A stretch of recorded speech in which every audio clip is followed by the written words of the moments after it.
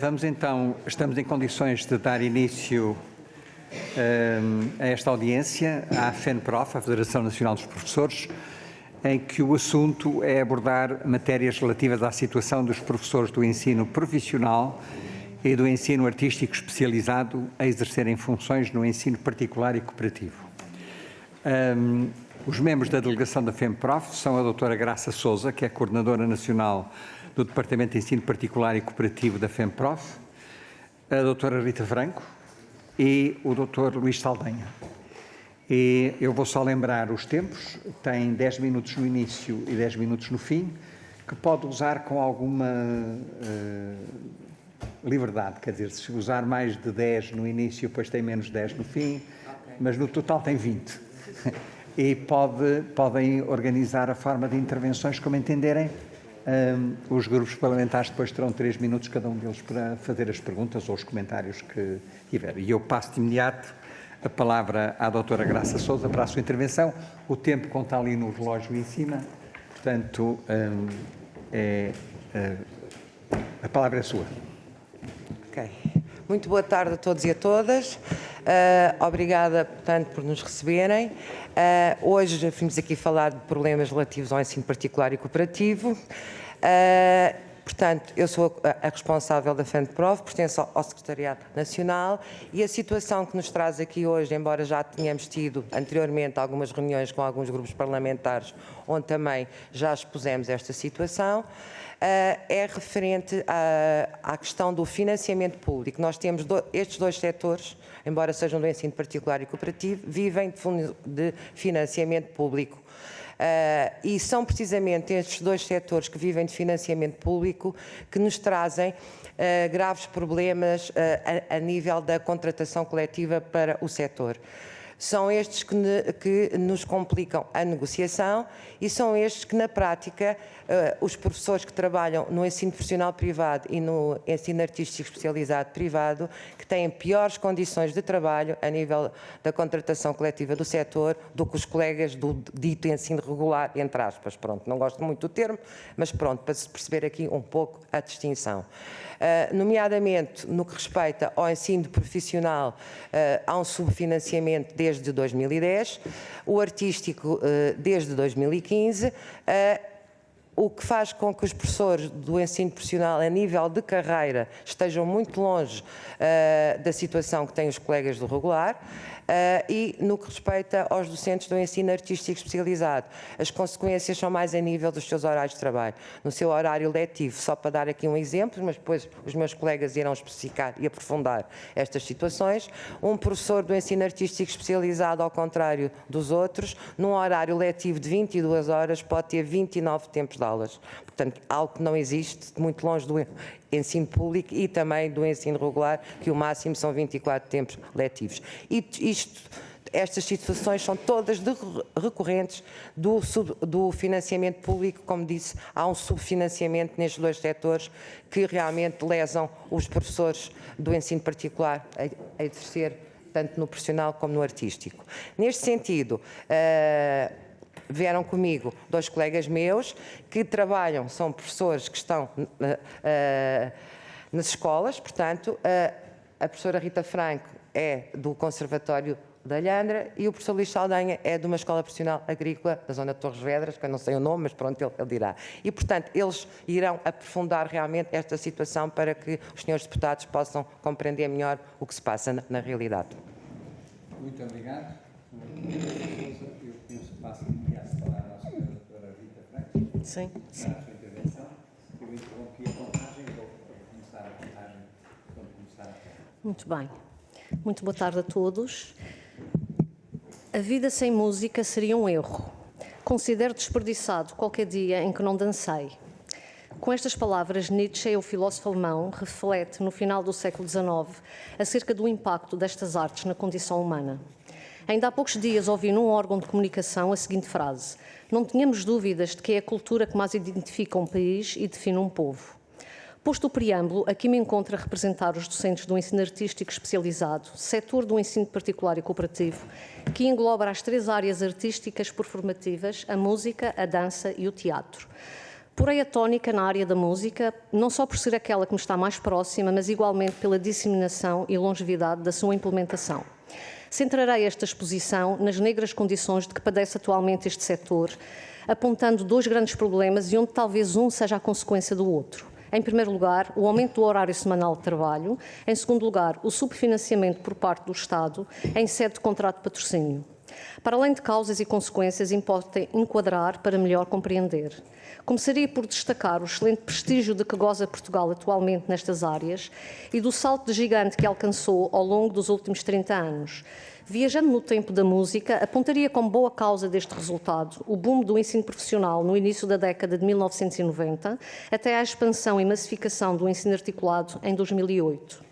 Fruto deste conjunto de circunstâncias, hoje os nossos jovens músicos saem preparadíssimos para ingressarem nas melhores universidades dentro e fora de Portugal, acabando, em muitos casos, por integrarem as melhores orquestras do centro da Europa e não só, algo impensável há 20 anos atrás. Nada disto é isento de investimento e abnegação que se inicia em idades precoces, aos 4, 5, 6 anos, idade em que um músico ou bailarino começa a forjar a sua carreira. Quantas horas de trabalho diário, quantos fins de semana de isolamento em constante superação, quantas relações sociais sacrificadas, quanto sangue, suor e lágrimas. Aos 18 anos, estes jovens podem já somar uma média de 10.000 horas de estudo individual de um instrumento e de matérias que lhes estão associadas. O investimento financeiro esse é também inimaginável se somarmos os 12 a 14 anos de formação que precedem o ingresso no ensino superior.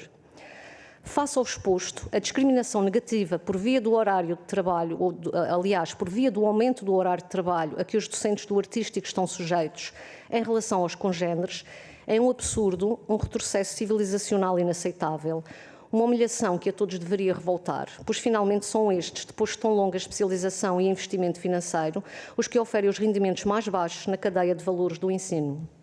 Na prática, trata-se da possibilidade de, em vez de um horário letivo semanal de 22 horas, passarem a lecionar 26, mais 4 horas, ou caso as escolas optem pela organização em tempos letivos de 45 minutos, em lugar de 24 tempos, passam a lecionar 29, mais 5 tempos. Esta medida implica uma perda de rendimento no salário na ordem dos 20%. Cabe aqui recordar que a rede nacional do artístico é maioritariamente assegurada pelo setor privado num universo de 130 escolas, e onde apenas 7% dos conservatórios são públicos.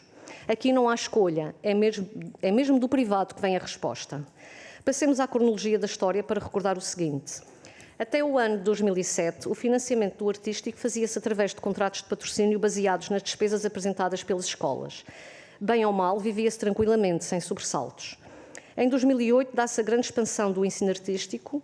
O modelo de financiamento passa a basear-se no custo por aluno, mas tem em conta a condição e constituição do corpo docente, prevendo 3 justos escalões de financiamento, consoante a antiguidade e habilitação dos professores. As escolas tentam conseguir professores mais habilitados, com mais tempo de serviço, pois isso significava mais financiamento.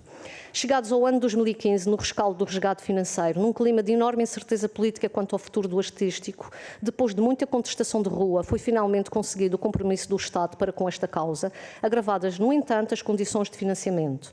Sai nova portaria, onde são abolidos os 3 escalões e encontrado um valor único, bastante aquém do desejado, agravando-se gradual e substancialmente as condições de vida das escolas. Um efeito pernicioso desta medida foi o facto de todas as escolas receberem o mesmo valor por aluno, independentemente do custo dos seus professores, gerando um cenário de discriminação dos velhos face aos novos, privilegiando os que, contratando apenas jovens professores a baixo de custo, conseguem obter vantagem financeira. Esta é uma situação de imoralidade inaceitável que um Estado justo e de direito não devia nem fomentar, nem permitir. Para concluir, é urgente acabar com a escandalosa discriminação de horário entre os professores do privado e, em sede de contrato de patrocínio, atualizar as verbas congeladas desde os tempos da Troika, sem esquecer a reintrodução do preceito dos 3 escalões de financiamento, numa lógica da mais elementar justiça e onde não sejam os professores a financiar o sistema de ensino. Muito obrigada pela vossa atenção. Tenho aqui umas cópias de uma súmula deste assunto. Muito obrigada. Aliás, depois, no fim, se quiserem acrescentar mais alguma coisa, também podemos fazer circular pelos grupos parlamentares. Eu passaria de imediato a palavra ao Dr. Luís Saldanha para a sua intervenção. Ora, muito boa tarde, muito obrigado. vir um sindicato aqui a falar de questões de subfinanciamento até pode parecer um pouco estranho. Portanto, devia ser uma preocupação, digamos, das entidades patronais, portanto, aquelas que devem se preocupar primeiro com a questão do financiamento. No entanto, o que é que tem acontecido ao longo destes anos é que a questão do subfinanciamento tem servido como pretexto para, muitas das vezes, não poder haver atualizações, digamos, das tabelas salariais por parte dos trabalhadores, e neste caso dos professores, fazendo com que sejam os professores a que terem que suportar o próprio funcionamento e os próprios investimentos que têm que ser feitos nas respectivas escolas. Portanto, para nós, a questão que se preocupa primeiro não é só a falta de financiamento, como também o funcionamento e a forma como esse financiamento é repartido. Portanto, três questões. Falta de dinheiro, a forma como o dinheiro, portanto, chega às escolas e a forma como esse dinheiro é utilizado pelas próprias escolas. Só para ter uma noção, as escolas começaram a funcionar desde o dia 15, portanto, de setembro, até neste momento não há sequer candidaturas por parte das escolas a funcionar. Portanto, as escolas somos mais ou menos como se fôssemos professores ou alunos invisíveis. Portanto, existimos, trabalhamos, estamos lá, damos aulas, recebemos, mas o que é certo é que não há qualquer tipo de candidatura ou previsão, digamos, portanto, para cada previsão já não será assim, portanto, de questão de financiamento. Por outro lado, esta questão do subfinanciamento também está associada ao facto de não haver atualização, digamos, das tabelas, digamos, de financiamento dessas mesmos cursos profissionais ao longo dos anos. E é muito interessante que eu estive aqui até a pesquisar, porque não é a primeira vez que eu estou cá a falar deste assunto, e descobri aqui uma notícia, portanto, no trabalho que foi feito na altura pelo professor Pedro Rossetti, que dizia que o Estado gastava 86 mil euros, digamos, por turma. Portanto, em 2023, o financiamento por turma é quase exatamente o mesmo, ou seja, portanto, esses anos depois, passa exatamente a mesma coisa, portanto, e as escolas continuam a receber por turma o mesmo valor. É claro que no ensino profissional o financiamento é diferenciado em função, digamos, da tipologia de cursos que há. Pronto. Mas é que é certo é que o valor médio que é utilizado é exatamente este. É claro que houve uma situação também que, durante o período da Troika, em que houve uma retenção, digamos, de 5%, valor esse que foi agora, portanto, há de ser reposto para o ano de 24, o que não deixa de ser estranho, portanto, ou seja, portanto, tem efeito agora, mas portanto, só será reposto para os professores, digamos, em termos salariais, para o ano de 24, portanto, o que não deixa de ser estranho, portanto, essa forma, digamos, de repartição. O que me leva à outra questão, que é a forma como é que o dinheiro é repartido. Se o financiamento foi feito e é feito com base em percentagem dos valores dos custos que existem por turma e por aluno, o que é certo é que o meu vencimento serve para pedir dinheiro, mas depois não é repartido esse dinheiro que é recebido pela escola exatamente no meu ordenado que eu recebo.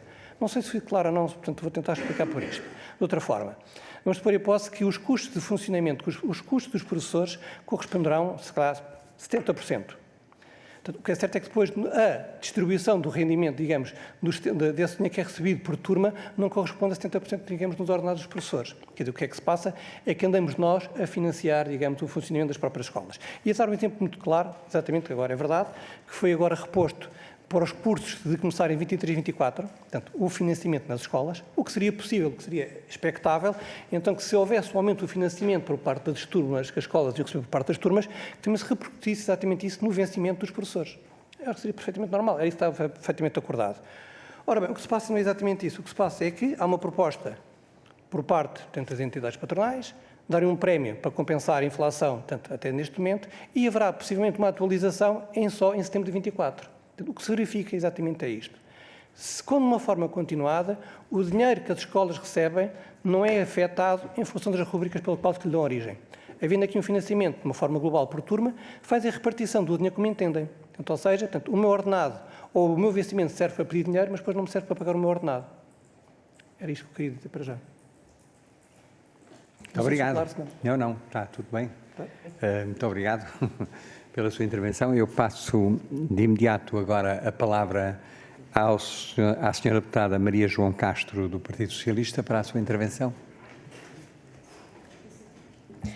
Senhor Presidente, caras e caros colegas, cumprimento os representantes da FENPROF. O meu tempo é muito breve e, portanto, vou diretamente a algumas das questões aqui colocadas. Sobre o ensino profissional, recordo a clara aposta do PS nele, com um alargamento da sua rede, com um reforço do seu financiamento. Como foi dito aqui, no orçamento de 2024 há um aumento de 8%. Finalmente, eliminamos o corte de 5% que vinha do governo do PSD, de Passos Coelho, a que se juntou um aumento de 3% em relação ao ano, portanto, anterior. Lembro que o Estado dá um subsídio anual por turma e que está previsto que possa ser atualizado anualmente até à proporção do IAS, indexante dos apoios sociais. Quanto ao ensino artístico especializado, e permita-me uma nota pessoal, eu sou, portanto, professora do ensino superior público, artístico da TESMAI, e, portanto, é uma coisa que me toca muito. Creio que estamos de acordo, antes de mais, que é necessário, reforçar a oferta pública, o que, aliás, fazia parte dos projetos do PS para esta, legislatura, nomeadamente nas artes visuais e audiovisuais, mas não só. E recordo que, para o ensino público, em setembro deste ano, o Governo do PS, valorizou o seu corpo docente, ouvindo os sindicatos, e acabou com a situação precária em que muitos dos seus professores estavam, aprovando um concurso extraordinário para a vinculação destes docentes, sobretudo nas áreas técnicas, o que já tinha feito com a vinculação dos professores de música e de dança. Mas, como disse, é verdade, a oferta pública ainda é claramente insuficiente e, portanto, o Estado garante a oferta educativa através dos contratos de patrocínio com as escolas privadas e, cooperativas, dando um apoio por aluno. E este ano há também um aumento nesse financiamento e para 2024 será aberto um concurso com vista à celebração de novos contratos.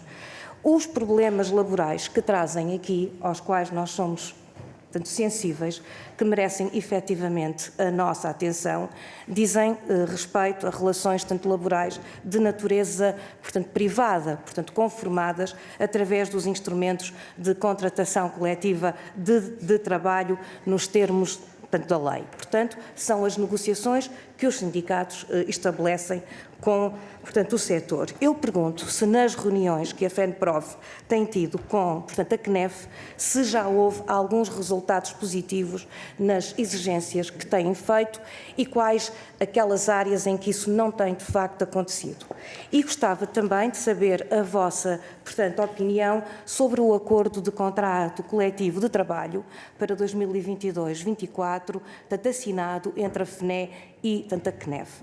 Quanto a nós, estaremos sempre disponíveis para ouvir as vossas propostas e para, continuar a colaborar para um melhor ensino e, nomeadamente, o ensino artístico, especializado. Muitíssimo obrigada.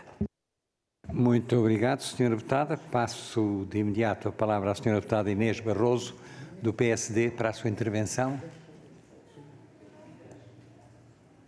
Muito obrigada, Sr. Presidente. Cumprimento o Sr. Presidente, senhoras e senhores deputados e cumprimento vivamente a doutora Graça Sousa, Coordenadora Nacional do Departamento de Ensino Particular e Cooperativo da FENPROF, bem como os doutores Rita Franco e Luís Saldanha, agradecendo quer o facto de trazerem esta temática novamente à discussão nesta Comissão de Educação e Ciência, quer também o vosso trabalho em reforço das causas que são, no nosso entender, no Grupo Parlamentar do PSD, justas e urgentes de resolução.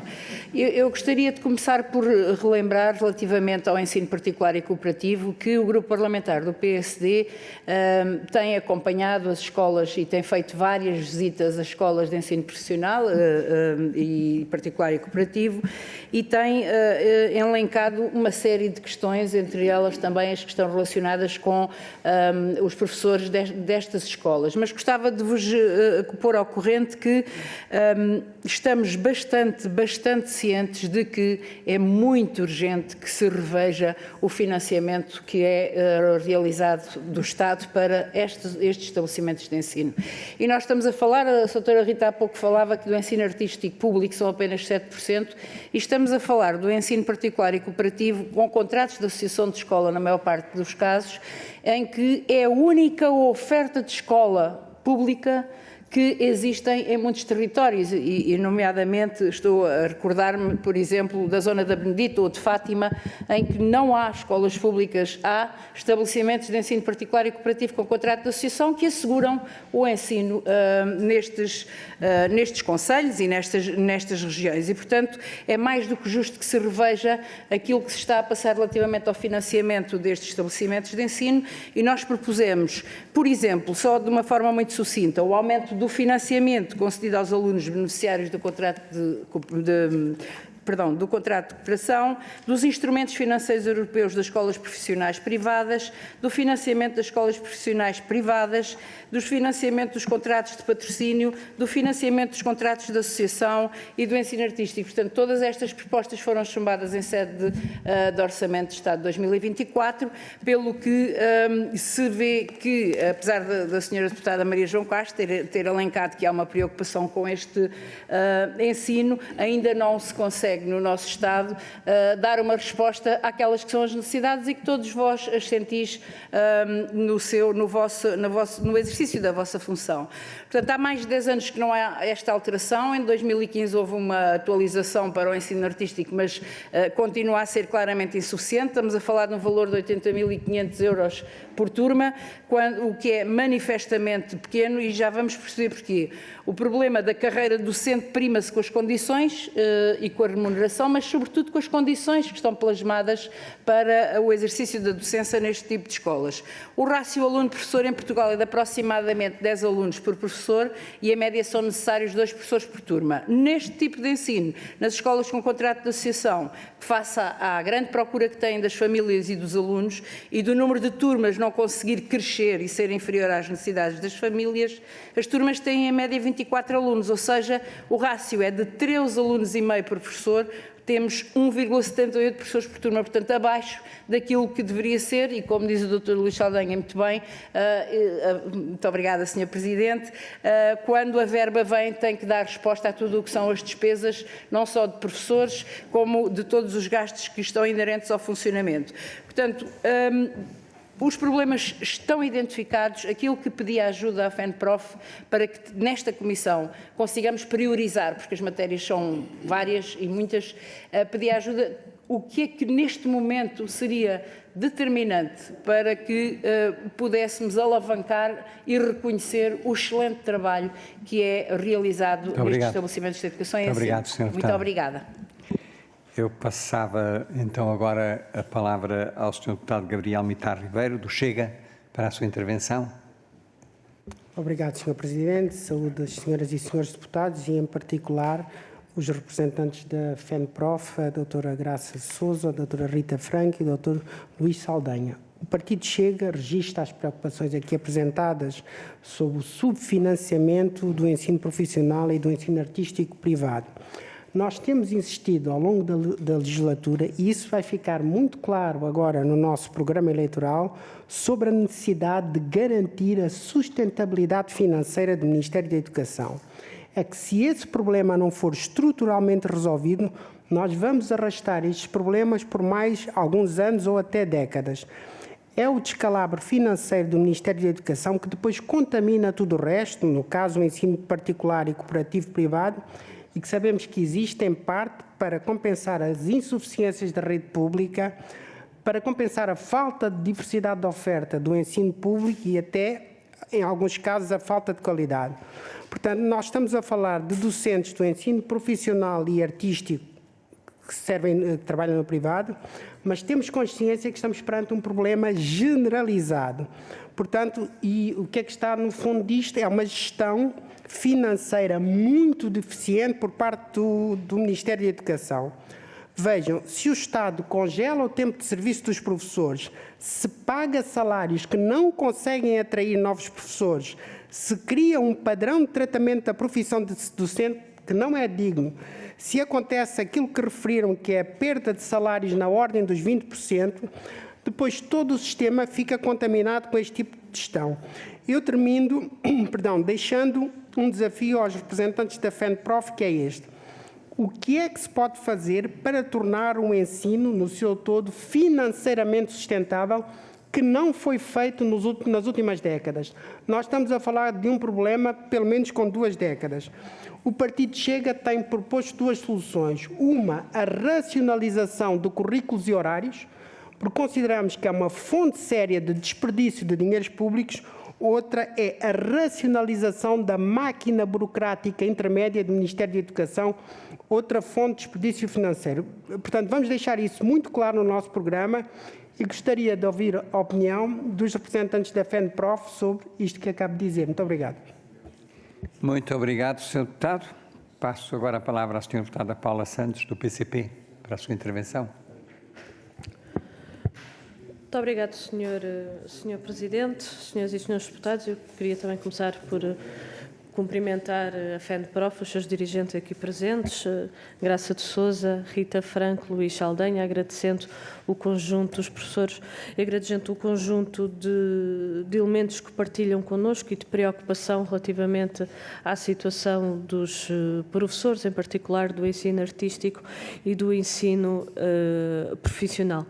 Como bem sabem, o PCP tem vindo a defender a criação de uma rede pública nestas áreas de intervenção. E a verdade é que no nosso país acabam por ser muitas destas escolas, face à reduzida oferta, em particular na área do ensino artístico, mas também do ensino profissional, acabam por ser estas escolas, de facto, que é possível para os alunos poderem ter o ensino artístico especializado. Nós temos vindo a acompanhar esta situação, as questões que aqui nos trazem relativamente aos direitos dos professores são de facto de grande preocupação e naturalmente que aos professores do ensino privado, seja do ensino artístico, do ensino profissional, os seus direitos têm que ser salvaguardados, têm que ser respeitados e cumpridos e as condições de trabalho deveriam naturalmente também ser equivalentes àquelas que são as condições de trabalho dos demais professores no ensino público relativamente a estas áreas. As questões de financiamento são questões de facto particulares. Nós, neste Orçamento de Estado, face à situação de não haver atualização das verbas, aliás, como fizeram aqui referência, avançámos também com uma proposta concreta para que fosse revisto o modelo de financiamento e que tivesse em conta, de facto, a realidade de cada uma das escolas e tendo em conta as despesas, naturalmente, com meios, recursos, com todos os seus profissionais, professores e também os profissionais, os restantes trabalhadores e, naturalmente, todo o conjunto de despesas para que, efetivamente, fosse assegurado as questões que estão aqui a ser colocadas no plano dos direitos, dos direitos dos trabalhadores. Esta proposta foi rejeitada, mas há aqui questões que de facto exigem por parte do Governo uma resposta efetiva para que sejam asseguradas, e é nesse sentido que também temos vindo a intervir, que exijam de facto uma resposta por parte do Governo para que sejam asseguradas os direitos dos trabalhadores, os direitos dos professores. Tivemos também já a oportunidade de questionar o Governo relativamente a estas matérias, mas há de facto aqui um conjunto de questões, como estava a referir, que de facto a não atualização, o não ter em conta que é a realidade de cada uma das escolas, de facto cria um conjunto de constrangimentos que têm que ser ultrapassados para garantir esses direitos. Eram estes aspectos que gostaria de colocar. Muito obrigada. Muito obrigado, Sra. Deputada. Passo agora a palavra à Sra. Deputada Joana Mortágua, do Bloco de Esquerda, para a sua intervenção. Muito obrigada. Queria cumprimentar os representantes da FENPROF. Reconhecemos as críticas e reconhecemos-nos nas críticas que fazem ao modelo de financiamento dos diferentes contratos. Acompanhámos, aliás, a FENPROF num período particularmente intenso de luta, sobretudo no ensino artístico, na alteração ali em 2015, Exatamente, 14, 15, em que houve muitas escolas de ensino artístico que estiveram prestes a fechar portas por causa dos atrasos dos financiamentos, e isso alertou-nos para o problema da estabilidade do financiamento das escolas que funcionam com estes contratos. Há depois uma outra questão que tem a ver com os valores desse financiamento para além da estabilidade.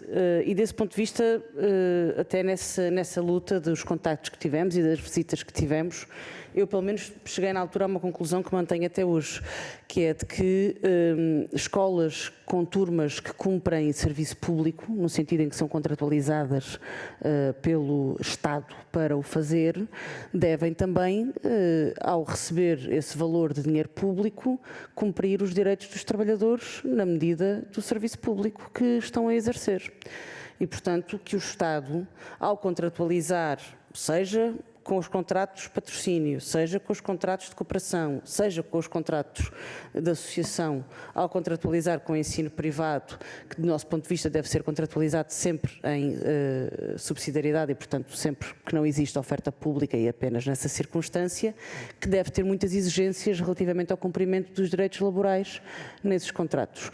Uma das formas de ter essa exigência era precisamente introduzir a questão da carreira dos professores, ou pelo menos de algum critério de antiguidade dos professores nos valores aferidos para as transferências para as escolas, e isso não aconteceu, o que foi levando a uma degradação sistemática, porque obviamente uma escola, recebendo o mesmo valor independentemente da qualificação do seu corpo docente, teria muito mais incentivos para ter professores ou técnicos ou formadores, ou seja o que for, mais baratos, e dessa forma tentar, desta e outras, conseguir sustentar-se à custa dos valores que seriam devidos para a justa recompensação da carreira docente. Mantemos essa perspectiva. Em todas as discussões sobre modelos de financiamento, ou em todas as discussões, nós temos feito valer essa nossa posição, enfim, com a força que temos. Esperamos em breve ter mais força para que essa posição seja mais forte também. Muito obrigado, Sra. Deputada. Chegamos então ao fim das intervenções dos grupos parlamentares. Eu passaria de imediato, não sei quem vai querer começar. Vai ser muito bem. Muito bem. Então, só relembrar. Muito bem. Então, é assim, tem aproximadamente 8 minutos e meio no total para as vossas respostas ou comentários em relação àquilo que ouviram. E também gostaria de vos dizer que, se o tempo não chegar, podem sempre fazer chegar à Comissão qualquer informação adicional que achem que seja útil para os grupos parlamentares, podem enviar depois, mais tarde, para poderem ser distribuídos pelos grupos parlamentares. Passo de imediato a palavra à Sra. Doutora Graça Sousa para a sua intervenção. Eu não poderei responder a tudo, porque também quero passar aqui aos meus colegas. Vou-me centrar aqui essencialmente em 2 ou 3 questões. Começando pelo PS. Qual a posição da FENPROF na negociação com a CNEF? Foi porque a FENPROF nunca se rendeu a agravar as condições de trabalho e, devido às normas gravosas do Código de Trabalho, nomeadamente a caducidade, que a FENPROF teve 7 anos sem contrato coletivo, portanto, enquanto não conseguiu melhorar alguns aspectos do contrato coletivo que outras frentes sindicais assinaram quase de cruz. Pronto, e levámos 7 anos. Mesmo assim, durante estes 7 anos, só voltámos a ter contrato coletivo há 1 ano, em 22, não conseguimos resolver estes 2 setores. São os setores que estão mais maltratados no contrato coletivo. E, portanto, o que acontece é que o fundamento da outra parte é sempre o financiamento. E escolas com quem nós temos acordos de empresa, neste caso mais a nível do sindicato, que nós os 3 pertencemos, o SPGA, mas a própria FENPROF também tem 2, a nível nacional, acordos de empresa com melhores condições, nós sabemos que o dinheiro não chega quando o corpo docente é, a partir do meio da tabela para cima, há um corpo docente, por exemplo, 60%, 70%, que já ganha acima do meio da tabela para cima. Há realmente consequências que vêm do financiamento, do insuficiente financiamento público. Realmente não há atualização no profissional desde 2010 e aquilo que foi o reposicionamento que falaram, dos 5%, foi um reposicionamento relativamente ao valor de 2010, ou seja, e só para os cursos deste ano letivo, ou seja, todos os outros cursos do ensino profissional continuam com o corte de 5%. Só foi feita a reposição para os novos cursos deste ano letivo. E ficaram com valores de 2010 só estes, porque os outros, com o corte, ainda estão antes de 2010. E isto é incomportável e nós temos as consequências disso na negociação que se refletem nas condições de trabalho, nomeadamente a nível salarial dos professores do profissional. Portanto, relativamente ao acordo que foi estabelecido para este ano, a posição da FENPROF é muito clara. A FENPROF quer valorização salarial, quer salários aumentados e não prémios. Porque prémios é um ano, uma percentagem e não ficam no salário. Pode nem haver descontos para a Segurança Social se for pago de uma vez ou em 3 vezes. Portanto, é algo com o qual nós não, por princípio, não compactuamos. E relativamente à compensação financeira, devia ter havido aumentos, portanto, que compensassem a inflação e não um prémio. Portanto, é essa a nossa posição. Valorização salarial nas tabelas. Relativamente aqui ao PSD, o que é prioritário para a FENPROF neste momento? Para a FENPROF é realmente rever os modelos de financiamento, tanto do profissional como do artístico. No artístico, a nossa posição é voltar aos escalões que tenham em conta o peso, portanto, das habilitações e da antiguidade dos professores. Era assim antes de 2015, mas só isso não chega, com valores reais para 23, 24, não pode ser com os valores de 2015, portanto. E o profissional, exatamente a mesma coisa, portanto, no sentido que tem que se valorizar, aumentar, não se pode fazer um reposicionamento de 5%, que ainda por cima não foi para todos os cursos, como disse, e manter valores de 2010, que estamos em 2023.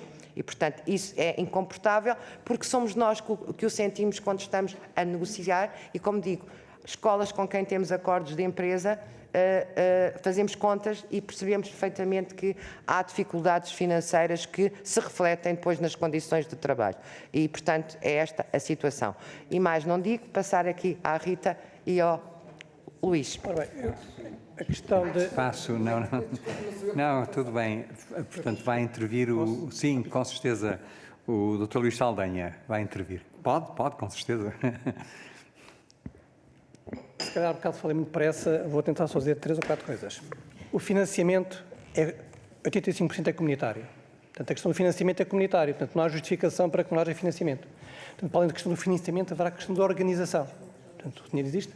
A única justificação que se poderia encontrar para a questão do financiamento será para a comparticipação nacional. Portanto, não quero aumentar o financiamento, porque aumentando o financiamento, a comparticipação nacional será maior, e como sendo maior, portanto, haverá aqui algum constrangimento de questão de caráter financeiro. Portanto, não se verifica, não se compreende, por que razão é que não haverá, é uma questão de tesouraria, mais nada. Há um problema de funcionamento. Pronto, esta é a articulação que há entre a Agência de Desenvolvimento e Coesão, o Ministério da Educação, o Ministério do Emprego, essas questões todas, portanto, é o que faz com que neste momento não sei se vou receber subsídios de Natal ou ordenado no final do mês. É o meu caso. E os meus colegas todos estão na mesma situação que eu. Isto é real. Pronto. E não sabemos se vamos receber em janeiro, se é em fevereiro, se é em março. Pronto. Essa é que é a questão, é esta. Porque não há dinheiro, não, haverá, com certeza, há aqui uma decisão, penso eu, até do Conselho de Ministros, para poder haver algum adiantamento. Mas é preciso chegar a esta altura, nós reclamarmos, porque é que não fizemos logo isso em setembro? É preciso chegar agora. Então, para concluir, vou dizer o seguinte. Vamos falar dos alunos, que é capaz de ser mais fácil de alunos do que falar dos professores. Vamos supor a hipótese que a União Europeia financia o pequeno almoço dos alunos. E o financiamento desse pequeno almoço dos alunos inclui leite, uma sandes mista. E depois da escola dá um pão com manteiga. É isso que se passa com o financiamento dos professores e aquilo que eu recebo. Portanto, eu recebo um pão com manteiga. Mas a minha função serve para que as escolas possam pedir um pequeno almoço completo. Não sei se foi claro ou não na analogia que eu expliquei ou não das coisas. para perceberem. Portanto, ou seja, o dinheiro, a minha função serve para pedir dinheiro em Bruxelas, tendo em conta a minha remuneração, mas depois, quando chega à altura de ser remunerado em função daquilo que é dado, não recebo da mesma proporção. É só isto. Se caso fossem os alunos, já havia aqui toda a gente aqui assim, manifestações e por aí fora. Mas como somos professores, estamos mais ou menos invisíveis. Muito obrigado. Passo agora a palavra à doutora Rita Franco para a sua intervenção. Obrigada, Sr. Presidente. Eu queria responder aqui de uma forma generalista, porque, na verdade, os nossos problemas resumem-se basicamente a um. Poderia falar aqui de uma certa desregulação de horários, de uma certa abuso nos horários em pós-laboral e fim de semana, porque fazemos concertos e é sempre um jeitinho que vamos dar às escolas e está tudo incluído na componente não letiva, e as componentes não letivas muitas vezes são abusivamente feitas ao ano e não à semana. Enfim, há uma série de problemas que eu podia aqui elencar, mas não... professores de instrumento, por exemplo, de contrabaixo, que têm que percorrer 4, 5 escolas para fazerem o seu horário completo e mesmo assim não conseguem.